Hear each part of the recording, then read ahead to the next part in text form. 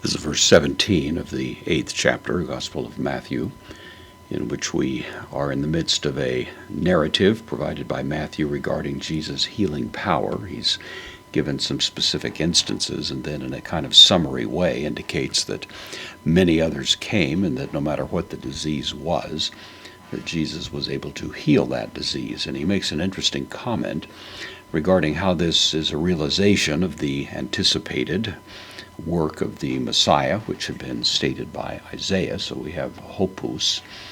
This is something like hina. It takes the subjunctive. It means roughly the same thing. In order that would be the idea.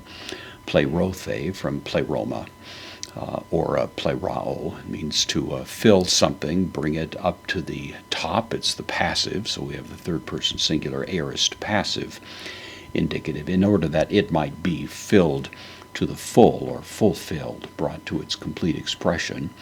To rethen. This is from reo. It's a less common word that means to say or to speak. This is a participle in this case, aorist passive participle. It's the nominative, singular, neuter, in order that the word is the idea. The word rhema, of course, in the New Testament is derived from this. In order that it might be fulfilled, tohrethen, the having been spoken. Dia, this is the preposition. Dia takes the genitive in this case to mean through. So Isaiah, this is Isaiah. So in order that it might be fulfilled, the having been spoken through Isaiah to prophetu, the prophet in the genitive singular. Isaiah, the prophet. The genitive is used here because it's going along with the word dia, which is taking the genitive. So this essentially is an apposition to the word Isaiah. Through Isaiah the prophet, legontes from legos means I say. Another participle, in this case the present active participle, masculine, singular genitive. And again, it's in the genitive because it's still going along with Isaiah.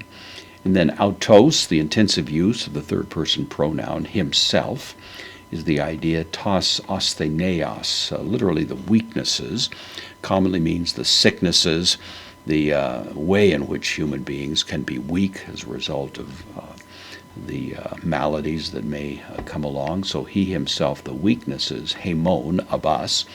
This is the first person genitive plural pronoun.